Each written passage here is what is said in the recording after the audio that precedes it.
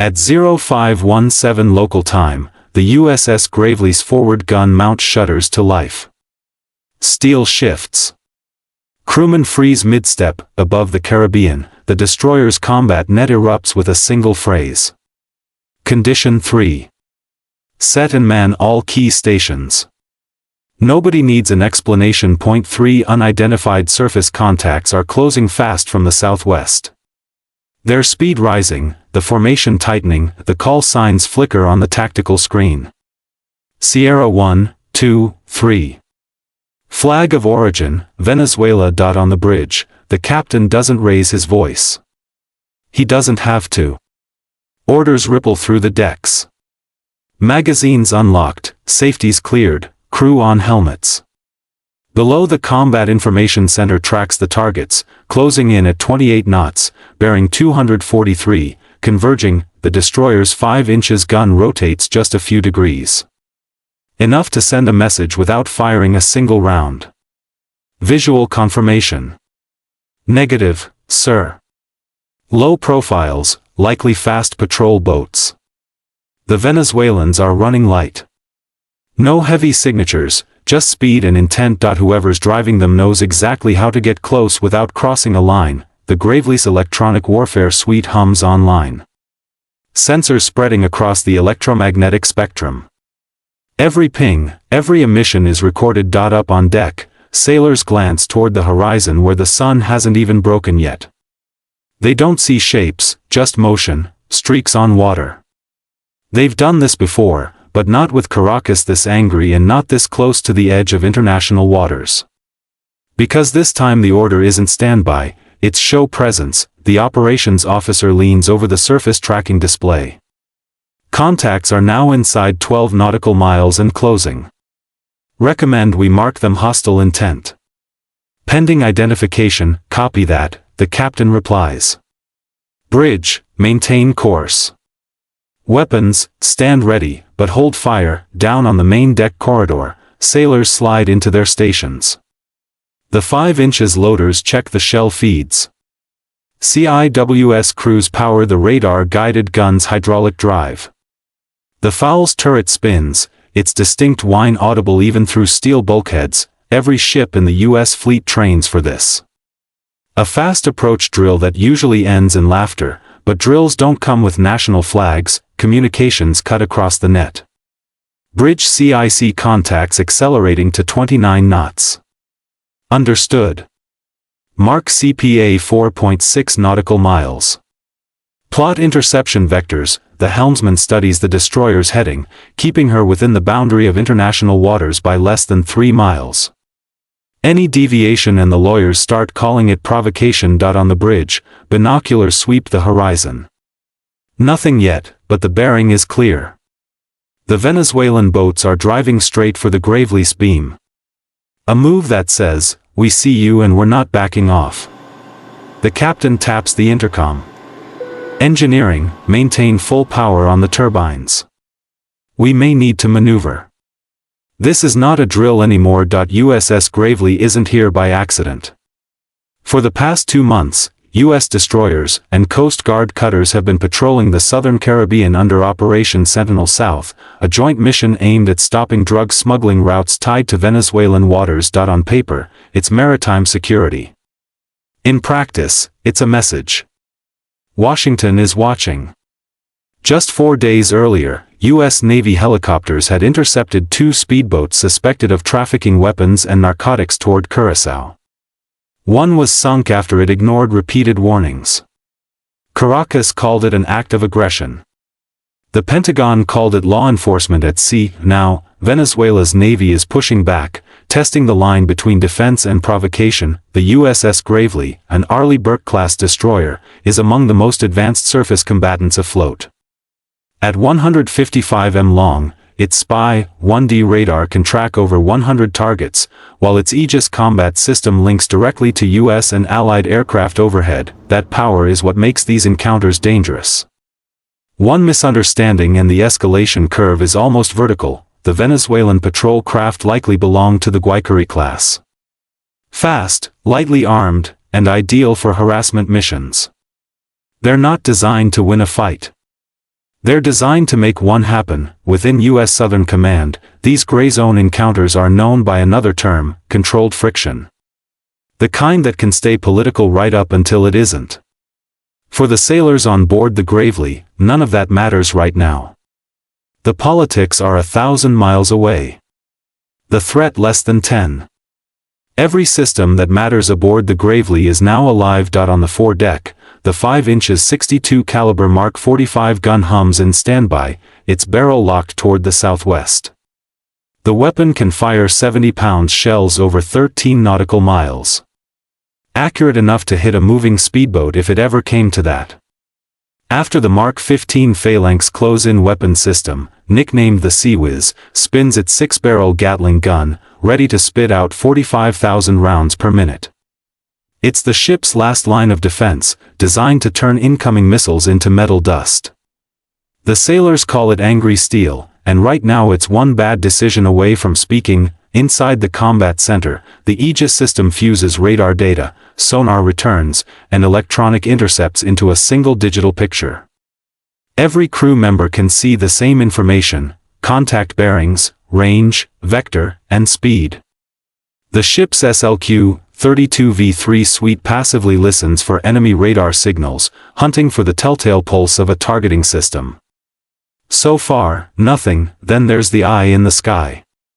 The MH-60R Seahawk, the Navy's multi-mission helicopter. Crews call it Romeo.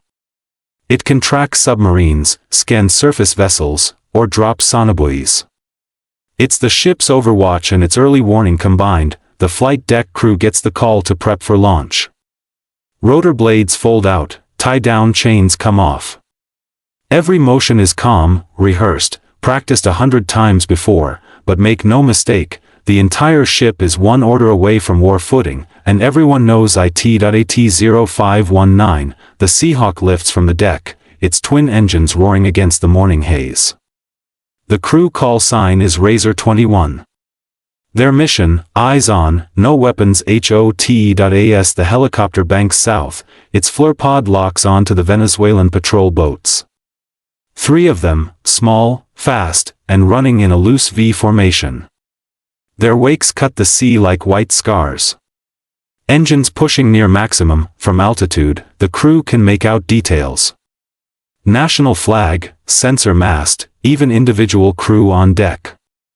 The lead vessel carries a long cylindrical structure behind its bridge. Likely a navigation radar or optical sensor. No deck-mounted guns visible, but that doesn't mean they're unarmed. Razor 21 to Gravely. Visual confirmation on 3 hulls. Formation steady. Speed 28 knots. Copy that, 21. Maintain observation. The Seahawk's MX-20 turret switches to thermal imaging. Inside the cabin, the sensor operator tracks bright silhouettes. 3 men at the helm, 2 midship, 1 aft, all watching the destroyer. Down below, Gravely maintains course. The ship's spy, 1D radar now tracks the boats with centimeter precision, but the crew doesn't lock on. That would cross the line from defensive to provocative. Instead, the message is posture. The Romeo circles wide, a silent warning that the U.S. Navy has eyes everywhere. For now, it's a standoff, but one that's tightening by the minute. By 0522, the range has closed to 5 nautical miles. That's close enough for the Venezuelan crews to see the Gravely's hull number painted white on gray steel, and close enough for every sailor aboard the destroyer to feel the tension crawling up their spine. The bridge makes the first move. Venezuelan naval vessels. This is a United States warship operating in international waters. You are closing distance at high speed. Alter course immediately. The transmission goes out in English first, then Spanish. Silence. Seconds pass. Then the CIC watch officer reports, lead vessel still accelerating. 29 knots, closing to 4.8 miles. Captain's tone stays level. Set visible posture. I want all topside systems in sight line. No targeting radars active. On deck, the Phalanx C turrets shift just enough for its barrels to catch the rising light. The 5 inches gun locks in traverse, visible from the Venezuelan's helmsman's perspective. The message is clear. We see you. Don't make us prove it. Finally, a reply crackles through the comm-net. Thick accent, tense delivery. This is Venezuelan Navy patrol. You are operating close to our territorial waters. Identify your mission. The bridge responds immediately. Venezuelan naval vessels, this is USS Gravely. We are operating legally in international waters. Maintain safe separation. The boats slow slightly from 28 knots down to 20, but hold formation now, shadowing the destroyer's starboard beam at 3.6 nautical miles. It's a dance, measured, deliberate, and dangerously close to the edge. Every sailor aboard knows the unspoken rule. It's easier to start a war than it is to explain one. That's why the rules of engagement, the ROE, are carved into every commander's mind. Under U.S. Navy policy, a ship may only use force if it faces a demonstrable hostile act or a clear hostile intent. A fast approach doesn't qualify. Even a radar lock-on might not unless it's paired with a weapon signature. So Gravely holds steady. Her radar tracks, her cameras roll, but her missile cells stay sealed. What complicates this moment is geography. The destroyer is operating 14 nautical miles off the Venezuelan coast. International waters, but close enough for political theater. Venezuela claims extended jurisdiction under its Bolivarian security zone, a unilateral policy the U.S. never recognized. That's why these shadow runs happen so often. Both sides are acting within their rights. Both knowing it's a matter of interpretation. Legally, Gravely is clean. Morally, the crew just wants to avoid becoming tomorrow's headline. If one sailor makes the wrong call, if someone misreads a radar spike or flinches on a camera feed, this could turn from a routine patrol into an international crisis in under 10 seconds. That's the paradox of deterrence. You show strength by not using it. And right now, restraint is the only weapon that matters. BY-0534, the Venezuelan patrol boats begin a slow turn east. No radio farewell, no acknowledgement, just a quiet withdrawal, the kind that says, we've made our point. The USS Gravely maintains course and speed, logging every second of the encounter, radar tracks, communication attempts, power levels, even the temperature of the gun barrels. Everything gets filed and sent to U.S. Southern Command before sunrise. The Seahawk lingers overhead, circling one last time before heading back to deck. Its sensors capture the Venezuelan boats rejoining formation, moving parallel to the coastline at reduced speed. Back in Washington, analysts will dissect this encounter frame by frame. Was it a test of response time, a political signal, or just an angry flex after a week of U.S. anti-smuggling operations that embarrassed Caracas? For the sailors on Gravely, none of that matters.